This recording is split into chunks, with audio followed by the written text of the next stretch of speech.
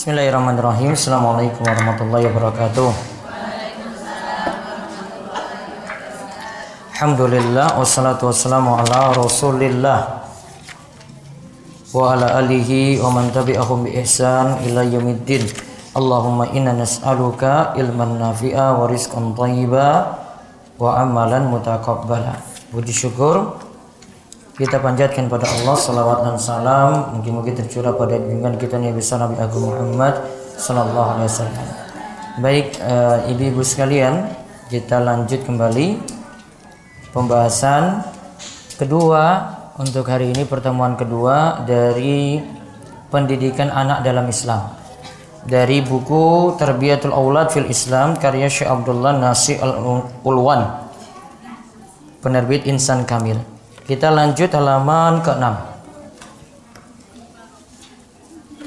Kemarin kita bahas pernikahan sebagai kemaslahatan sosial. Di sini manfaat-manfaat menikah. Berarti manfaat menikah yang kemarin pertama kita sudah lihat, melindungi kelangsungan hidup manusia. Ya kan, kemarin sudah ya. Terus yang kedua untuk menjaga nasab. Nah, sekarang yang ketiga. Baca dulu siapa? Nah, sebentar. Sudah dibuka, Bayu? Ada berapa kardus itu? 3 ya. Dibuka dulu. Berapa orang yang belum dapat? Sudah. Baik, baca. 3. Melindungi masyarakat dari kerusakan moral. Dengan jalan pernikahan, masyarakat akan terselamatkan dari penyimpangan moral dan keretakan hubungan kemasyarakatan. Tidak diragukan lagi bagi orang yang memiliki pemahaman bahwa naluri terhadap lawan jenis itu bisa dipuaskan dengan jalan pernikahan yang disyariatkan dan hubungan yang halal. Jika tindakan ini diamalkan, maka umat secara individu maupun kolektif akan terhiasi dengan adab yang utama dan akhlak yang baik. Mereka menjadi layak untuk mengemban risalah dan memikul tanggung jawab sebagaimana yang Allah kehendaki. Nah, baik, lihat. Saya jelaskan dulu. Kalau menikah itu akan membuat hubungan yang sebelumnya itu belum halal itu menjadi halal. Laki-laki perempuan itu punya adab atau aturan sendiri. Gak bisa sembarangan chattingan, gak bisa sembarangan untuk jalan berdua, apalagi gak bisa makan bakso bareng, gak bisa. Itu ada aturan, tunggu halal dulu. Apalagi jalan bareng, jalan kemana? Ke Paris misalnya, atau ke Kesing lah gitu, mocok bareng-bareng gitu. Ada aturan dalam agama Islam. Hubungan kayak gini baru halal itu kalau sudah menikah. Ketika sudah lamaran juga itu belum. Itu belum boleh satu rumah. Apalagi disuruh tinggal satu kamar. Itu nggak boleh. Kira-kira ada kemungkinan nggak kalau satu kamar tadi sebelum nikah itu tadi macam-macam, ada nggak? Kecil apa besar macam-macamnya? 80% apa 50% apa 10% macam-macamnya itu? 99,99%. Tuh yang ada. Laki-laki dibebasin kayak gitu, masa nggak macam-macam gitu? Yo dek, kamu sholat tahajud jangan lupa satu kamar gitu. Nggak mungkin. Tahajud bareng itu nggak mungkin, tuh mimpi siang bolong. Satu kamar belajar Iqra bareng-bareng gitu.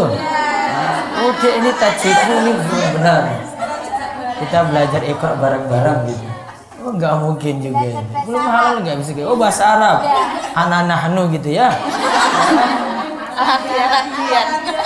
Huwa huma hum hiya huma hunna gitu.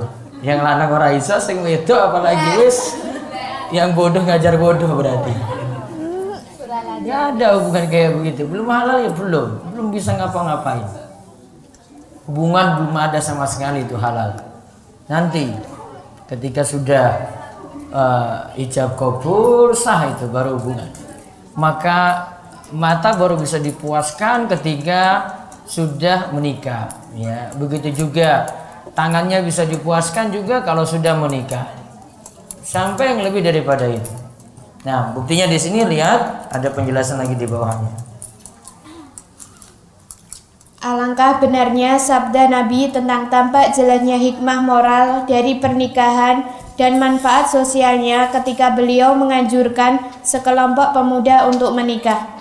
Wahai sekalian pemuda, barang siapa di antara kalian yang mampu menikah, maka menikahlah, karena ia bisa menjaga mata dan melindungi kemaluan. Barang siapa yang belum mampu, maka perbanyaklah berpuasa, karena sesungguhnya ia adalah perisai. Taib. Ya ma'syarasy syabab, man istata'a minkumul ba'a falyatazawwaj fa innahu aghaddu lil basar wa ahsanu lil farji wa man lam yastati' fa alaihi bisawm fa inna sawma lahu wija. Wahai pemuda. Pemuda ini yang dimaksud sekitar umur di bawah 30-an. Man istata'a, siapa yang mampu, minkumul ba'a. Ba'a ini yang dimaksud, kalau di sini terjemahkan yang mampu untuk menikah. Beri keterangan di situ. Mampu menikah di sini adalah dari segi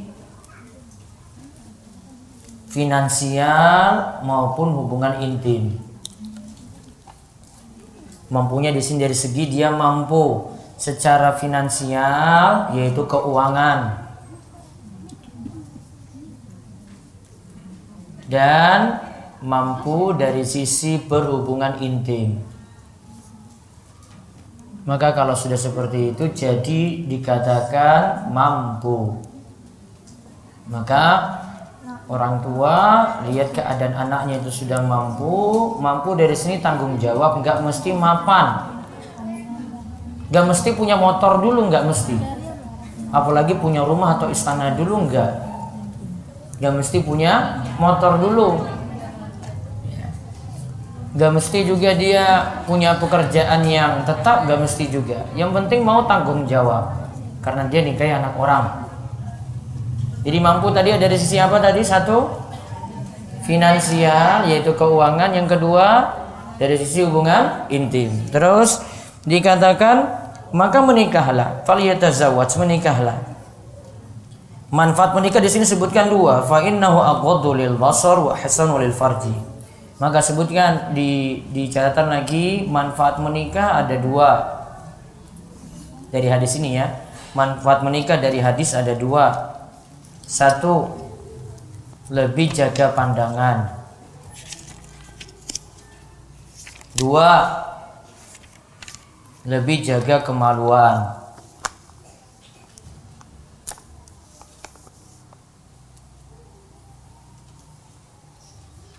Satu, lebih jaga apa? Pandangan. Dua, lebih jaga kemaluan. Wa malam yastati' fa alaihi bisawm fa inna sawma lahu wija. Siapa yang tidak mampu maka hendaklah dia puasa. Karena puasa itu jadi perisai, jadi pelindung. Kalau nggak paham perisai itu pelindung. Pelindung dari apa? Dari maksiat.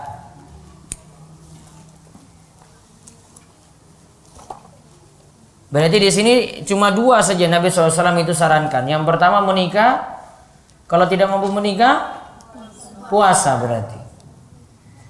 Kalau ada yang nanya lagi, Ustadz saya belum mampu nikah, namun saya sudah puasa, syahwat saya nggak bisa ditahan lagi. Ya memang kamu keterlaluan. Sudah disuruh puasa kok nggak tahan-tahan juga.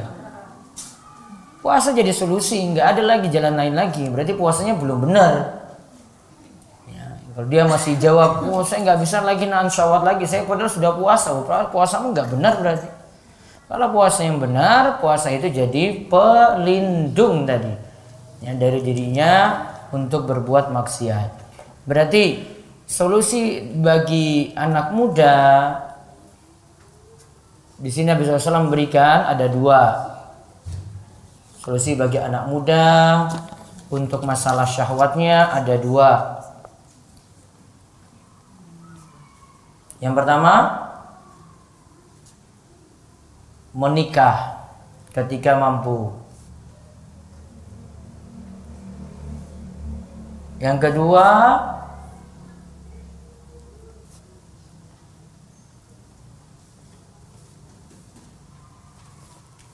banyak puasa sunnah. Yang kedua, banyak puasa sunnah. Nah, kita balik. Kemarin kan disebutkan pernikahan sebagai kemaslahatan sosial. Ada berapa kemarin sudah kita bahas? 2 Nji. Melindungi kelangsungan hidup manusia. Yang kedua itu menjaga nasab. Nah, sekarang yang ketiga, melindungi masyarakat dari kerusakan moral. Ditulis yang ketiga dari yang nomor 2 kemarin. Melindungi masyarakat dari kerusakan moral. Maksudnya melindungi dari perzinahan. Kan kemarin sudah 2 Nji. Nah, itu lanjutannya 3. Sekarang yang keempat.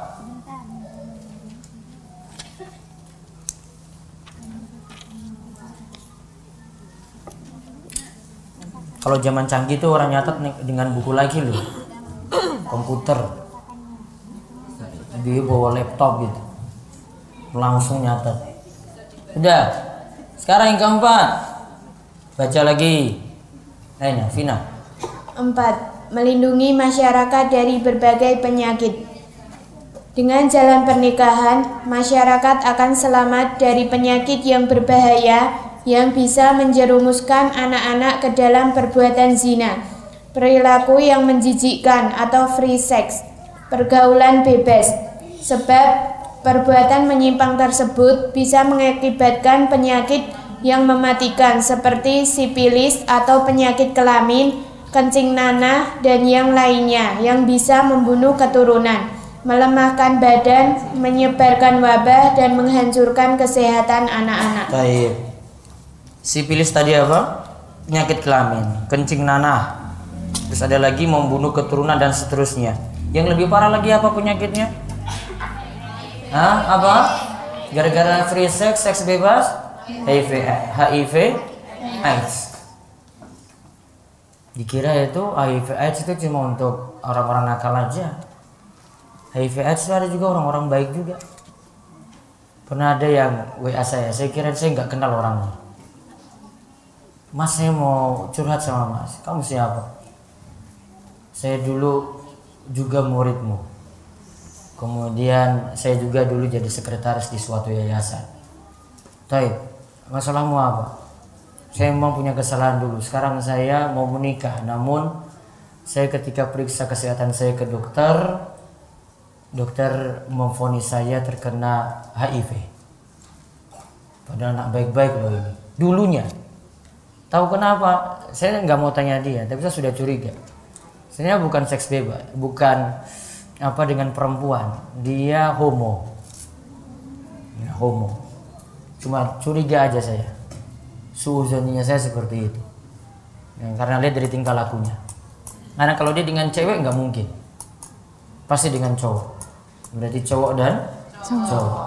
Dulu anak baik-baik loh itu. Saya cuma bilang kamu tobat ini, enggak. Ini hukuman bagimu di dunia ini, nggak mungkin lagi ya selain hukuman kecuali diberikan itu.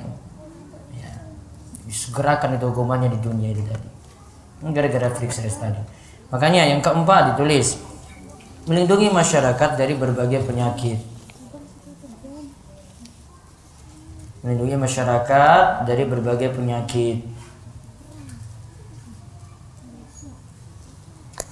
Yaitu akibat dari seks bebas.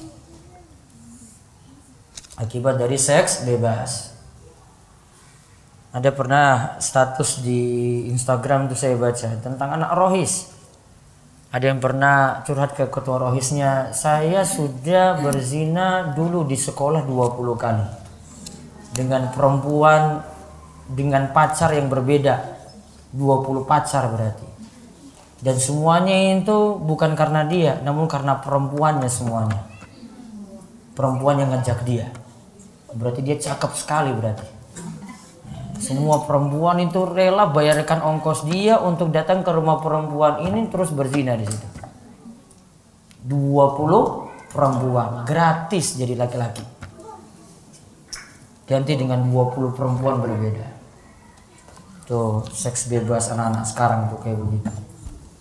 Ada di statusnya. Terus yang kelima. 5. Ketentraman jiwa dan rohani. Dengan jalan pernikahan, maka akan tumbuh rasa kasih sayang, kecintaan, dan kelemah lembutan antara suami dan istri. Seorang suami saat selesai dari pekerjaannya di siang hari, kemudian di sore harinya, ia bergegas kembali ke rumah, kemudian berkumpul bersama keluarganya dan anak-anaknya. Ternyata telah hilanglah rasa penat yang menderanya sejak siang hari dan sinarlah kecapean yang dialaminya selama bekerja. Dan sirnalah kecapean yang dialaminya selama bekerja. Begitu juga seorang wanita yang berkumpul dengan suami serta pendamping hidupnya. Demikian inilah Demikian inilah satu sama lain bisa saling mendapatkan kenyamanan hati dan keharmonisan suami istri. Allah Maha Benar ketika menggambarkan realitas ini dengan penggambaran yang indah. Baca ayatnya di bawah artinya.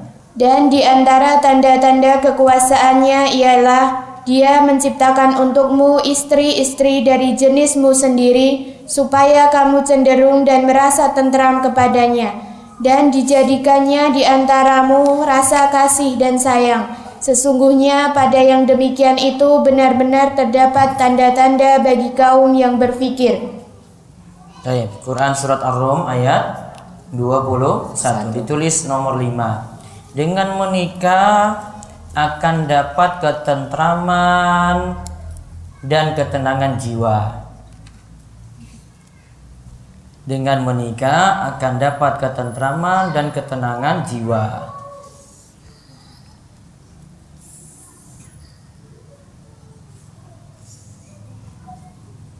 Yaitu karena adanya pendamping dan anak-anak. Yaitu karena ada pendamping dan anak-anak. Coba lihat di sini dijelaskan oleh Syekh Abdullah Nasih Ulwan. Pulang walaupun capek jadi terhibur karena ada anak-anak. Istri juga demikian. Ada suaminya juga ada yang mencukupi. Ada anak-anaknya walaupun kesel, capek, walaupun anak-anak itu rewelnya bukan main, tetap itu menyenangkan juga. Maka pasti mendatangkan ketenangan dan ketentraman. Berarti kalau belum menikah belum tenang. Berarti belum tentram. Artinya gelisah terus.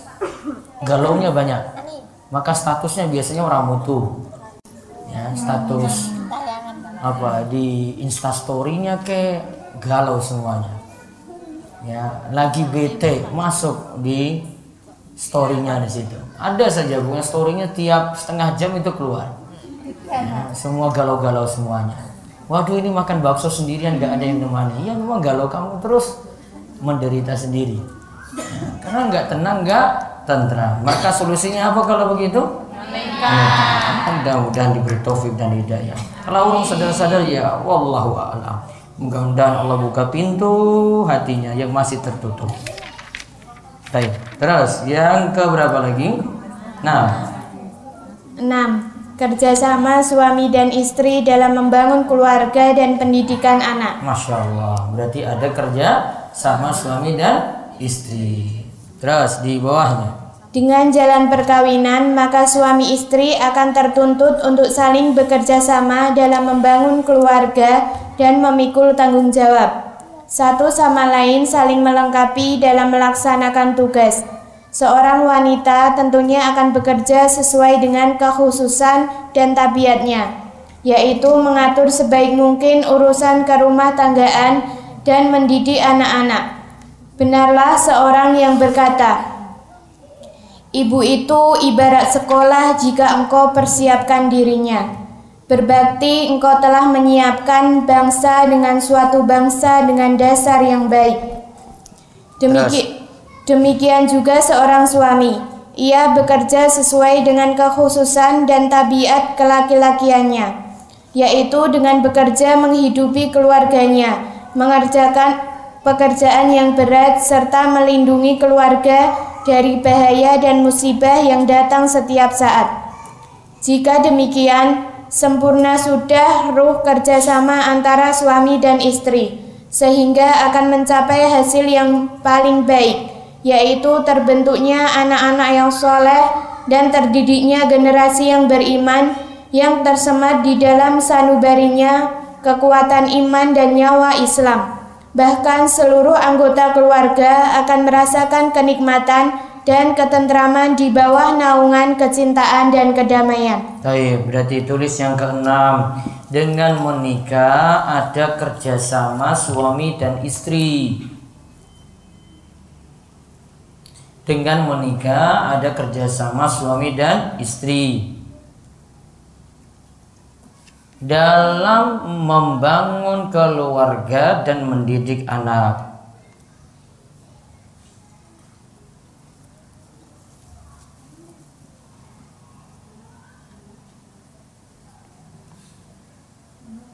Lalu lanjut, tugas istri adalah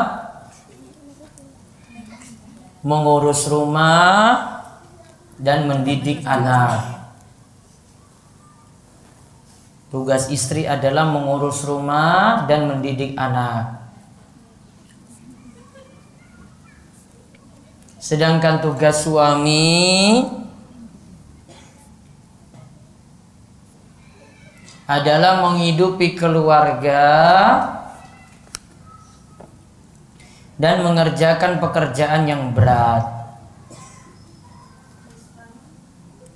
Sedangkan tugas suami adalah menghidupi keluarga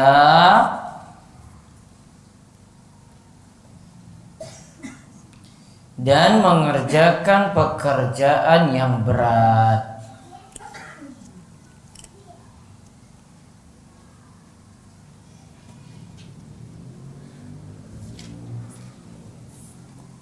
Nah, terus yang berikutnya lagi, yang ke-7.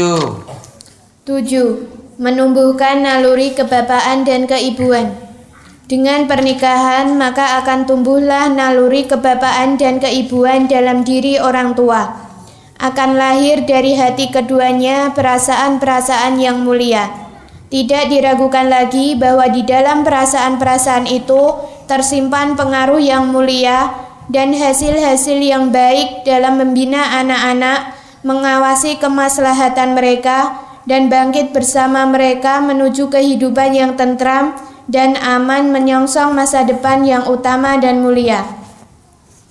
Itulah efek sosial yang paling penting yang dihasilkan dari perkawinan. Dan kami berpendapat adanya kaitan antara maslahat pendidikan anak, perbaikan keluarga, dan pembinaan generasi. Tidak heran jika syariat Islam memang memerintahkan pernikahan dan sangat menekankannya. Benar apa yang disabdakan Rasulullah. Tidak ada sesuatu yang berguna bagi seorang mukmin setelah bertakwa kepada Allah Azza wa Jalla yang lebih baik daripada istri yang solehah. Jika ia atau suami memerintahnya, ia menaatinya. Jika ia melihatnya, maka ia menyenangkannya. Jika ia menggilirnya, ia mematuhinya. Dan jika ia pergi darinya, maka ia menjaga kehormatanmu dan juga hartanya, atau suami. Nabi juga bersabda, dunia itu berisi kesenangan, dan kesenangan yang paling baik adalah istri yang soleha. Baik, ditulis 7. Dengan menikah menumbuhkan naluri. Dengan menikah menumbuhkan naluri kebapaan dan keibuan.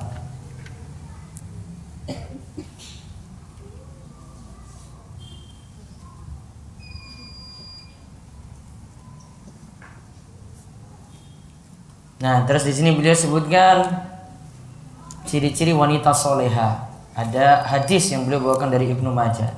Ditulis ciri-ciri wanita soleha. 1.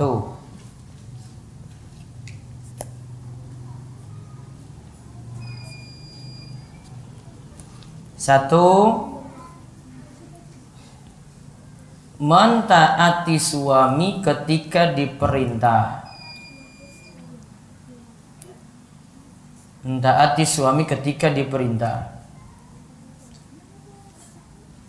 2. Menyenangkan suami ketika dipandang. Berarti apa menyenangkannya, Bu? Dandan. Nah, dandan. Kalau nggak mampu beli peralatan yang untuk makeup dan lainnya, yang penting penampilan bagus, nggak bau kecut, itu saja. Terus yang ketiga,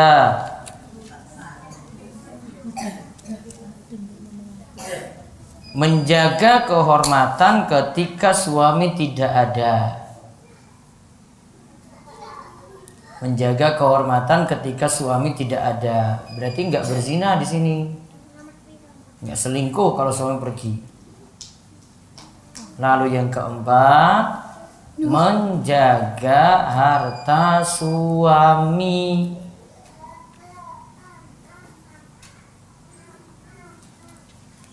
Bentuknya apa ibu-ibu kalau menjaga harta suami? Kalau itu uang suami nitip ke ibu, kalau mau sodakohkan harus minta izin pada suami. Kecuali kalau itu uang ibu saja. Namun kalau itu uang suami, ketika ingin dibelanjakan harus minta izin pada suami. Baik, sampai di situ. Insya Allah 2 pekan lagi kita bahas yang halaman 8. Baik, setelah ini silakan nikmati makan malam. Semuanya sudah dapat buku, Ji? Baik, dibawa untuk pekan depan tafsir juz amma. Kita lanjut tafsir perkata dari juz amma, masih surat An-Nas. Tentu kalian doa kepada majelis. Subhanakallahumma wa bihamdika asyhadu an la ilaha illa anta astaghfiruka wa atubu ilaik. Assalamualaikum warahmatullahi wabarakatuh.